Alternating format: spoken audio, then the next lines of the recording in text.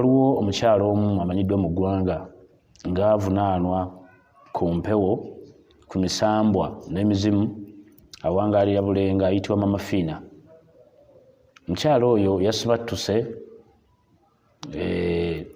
oyinza okiyita okudongwa, oyinza okiyita okumanyiira, oyinza okiyita okuwalampa oba okwegezaamu n'abikkulira omulezi waffe Allah akamwa. Mama Fiina ekyannaku nti bulijjo omukyalo oyo mugoberera mbulogo bwe, nze nga ndowooza nti oba oli awo ayinamu empeka emera. Empeka emera kitutegeeza okuba nga olinamu ku magezi. Ebintu bibiri abaali basomyeko mu masomero tukimanyi nti mu kutya Katonda amagezi gye gatera okutandikira. Bw'olaba ng'omuntu ayinaamu mpeke esobola kutegeera oyo amulabirira oba eyamutonda, ke kamu kabonero akasookerwako akalaga nti gw'oli naye talina magezi.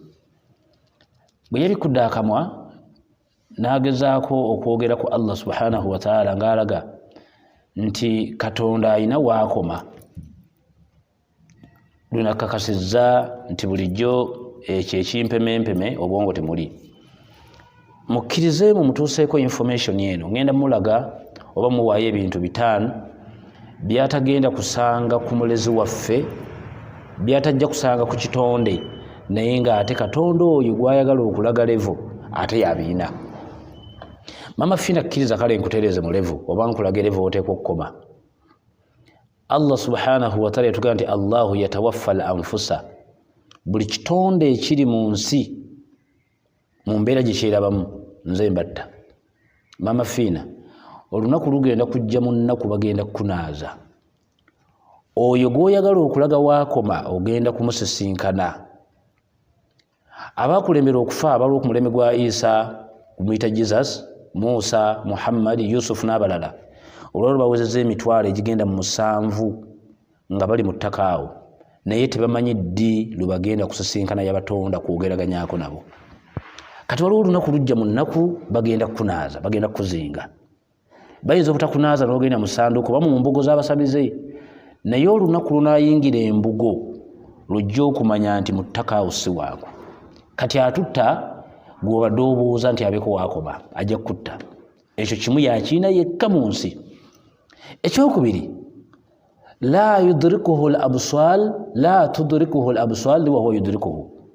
Oyo gw'oyagala okubuuza oba gw'onnyonnyola gw'ogamba abantu nti abeeko waakoma, ne bonaaganula amaaso n'osula mu ssabo bw'oti ng'olingiza togenda kumulaba, naye ate ggwe buli w'oteeka ekigere akulaba.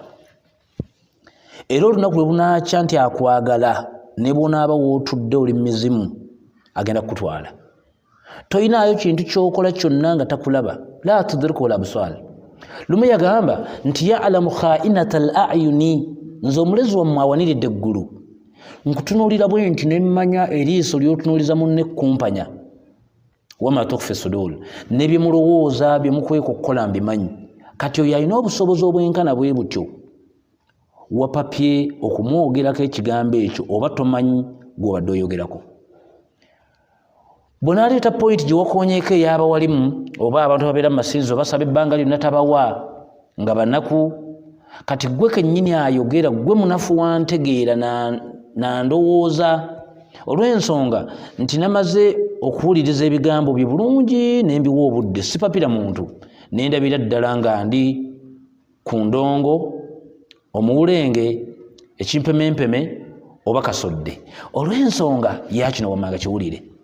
Allah yakubuuza oba yabuuza abantu nti ahum yaksimuuna rahmata rabbik. Abantu abali mu nsi be mujereegerera, be mukkakkanya, be mulaba ng'abanaku abaavu, emmere gye balya mwe mugibawa? Mwe mutemaatema enfuna z'abantu, mmwe abantu be muli nabo mu nsi? Bwe yamala yakugamba nti nahnu kassamna bainahum maishatahum fi lhayaati dduniya. Abantu be mulaba abali mu nsi nze mmanye endya yaabwe, nze mmanye empangaala yaabwe. Warafa'na ba'duhum fawqa ba'd darajat. Nyina abantu bendeka mu nsi abamu ne mbalinnyisa amadaala ku bannaabwe, abamu ne mbalekamu nga tagenda kufuna wadde mitwalo 2 paka lwalifa. ekyo nga kiri mu nteekateeka za Mukama. Oyagala kuŋŋamba nti mudongo gwe mu famire yo toyinaayo muntu atafunanga ssente zigula ggaali? Oyagala kuŋŋamba nti olina ssente nnyingi osobola okujja buli muntu atambula mu nsi mu bwavu n'aba ng'avuga hama?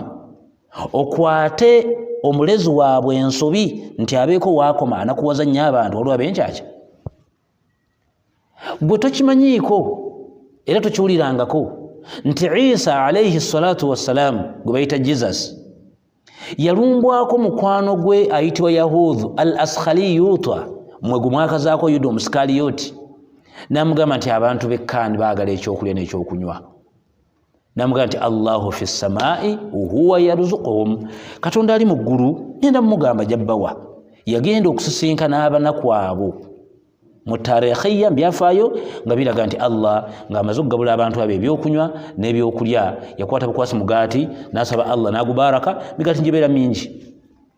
Lwaki ye yennyini nabbi wa Katonda mulamba tiyakwata mu sitoowazi n'ajjamu emigaati aye n'akigamba ali mu ggulu? Oyagala kutumatiza nti gwe obusente bw'ojjoowa abantu miliyoni 2 miliyoni 3 zizo bwe zandibadde zizaate n'oleeta kamera ate zikwate basobole okuzzayo information bakama abo nti yagabye miliyoni bwe ziti. Lwaki ssente z'owa Namutebi ogenda okugula nika kamera tezikwata muwalawo? Ekitegeeza zizooga si zizo, oli mwetaavu, oli mukozi, era bw'omala okusaasaanya omwezi ogwo ne bakuwa bakuwadde. Ali mu ggulu oyo atugabirira atemaatema riziki za buli kitonde, gwe yatemaatema eyiyo ng'olina gy'oteeka oggiriira. Y'ensonga lwaki bwe lwa myaka 5 ofuna akuwasa mishoni yeesobola okuyitamu tofumbirwa ku nti oyagala maka. Kiza tukulaga levo obeeko wookoma awaniridde ggulu la yujirun ne wa huwa yujalu alayhi. Oyo gw'oyagala okulaga levo abeeko waakoma tavunaanwa ate ye avunaana.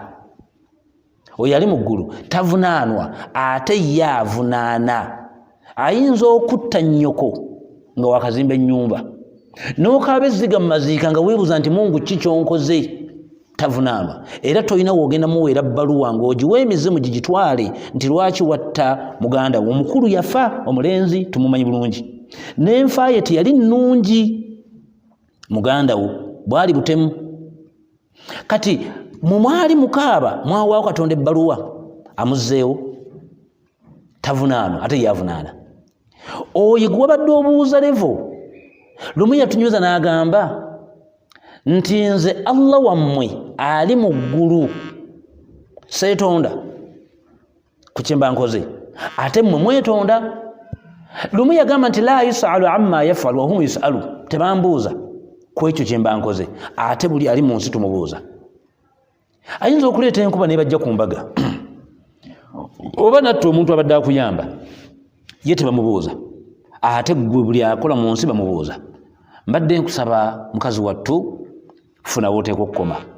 Allah subhanahu wa ta'ala tebamubikkulira kamwa, tasumagira, takoowa, teyeeganya. Obadde okimanyi nti munyeera ali mu nsi bwe mukazako obusiisi, ensanafu, enswera, ebyo byonna ebitonde byolaba biri mu kategole ya sayizi nga ntono. Fa idha ra'aytuhum, nga gwe kennyini bw'oba obitunuddeko bw'oti tebikuwa na budde kwetegereza. Obadde okimanyi nti munyeera ku buli LC kwe buli omukulembeze waabwo oyo ali mu ggulu amumanyi, n'emmere gye bulya agimanyi. Munyeera ali mu makaago maama Namutebi, emmere gye bukozesa buli lunaku ali mu ggulu agimanyi. N'omukulembeze w'obuwuka obuli mu makaago obwo bw'olabanga obuba obeera ku menvu oba ensanafu, pulezidenti abutwala Katonda amumanyi, n'emmere gye bukozesa buli lunaku abumanyi. Ekyo kiyinza obutakumala. Bw'oleeta omusajja asima ttooyi atuuka ku fuuti eziri 4 n'asanga kye bayita e concrete olwazi, era n'akompulayini nga bamwongera ssente ng'awantu wakalubye ku fuuti za toyireti, era ne bamwongera ssente. Bw'amalako olwazi olina ettaka ly'osiŋŋaana liŋŋanga lya papo no limyufumyufu. Ettaka eryo bw'olijjayo osangayo obuwuka nga bulya bussa bweyagala olubujja mu fuuti ezo 6 n'obuteeka mu musana waggulu ne bufa naye nga gye bubadde buli mmere gye bukosa olunaku Allah abumanyi oyo yali mu ggulu era obusanza buli mirembe kitagambika oyinza okuŋŋamba nti olaga oyo levo nga nannyini mizimu tomanyi na busiisi bungi bwabwo buli raakayi wadde semba buli kabeera omukulembeze w'eggwanga atutwala oba kabaka tamanyi enswera ziri Masaka bungi bwazo naye awaniridde eggulu amanye enswera obungi bwazo n'emmere gye zirya n'omukulembeze azitwala amumanyi tolabanga wabikudde akamwa awantu awakyamu Allah subhanahu wa ta'ala yagamba nti wama tasqutu min waraqatin illa ya'lamuha mujega gwe Katonda yakugamba nti tayinaayo muti guli mu nsi guvaako kakoola ne kagwa okuleka ng'akategedde waliwo emiti egiri mu nsi nga Indonesia, Spain oba Italy kale leeta China ezo zensi ezisinga okuba n'ebibira naye nga empewo bweyuuya mu ddakiika 10 obukoola obuli mu miliyoni 9 buyiika abumanyi mama fiino oyina emiti mu kompawundi yo wali ozeeka awo n'obuuza emizimu nti obukoola bwagudde bumeka olwaleero naye oyo akugambye nti tayinaayo kakoola kagwa nga kava ku muti okuleka nga atunudde bw'ati era ng'akamanyi ate yakosa ennyukuta ya ulil ghaibu akamanya tekannagwa yagamba nti wala ratbin wala yabis kale kekabe nga akagudde kengedde oba kakalu oba omuntu atemye omuti ne gujja n'obukola emitwalo 10 awaniridde eggulu mbumanyi bw'aba ali mu ggulu amanyi obukola obugwa ayina waakoma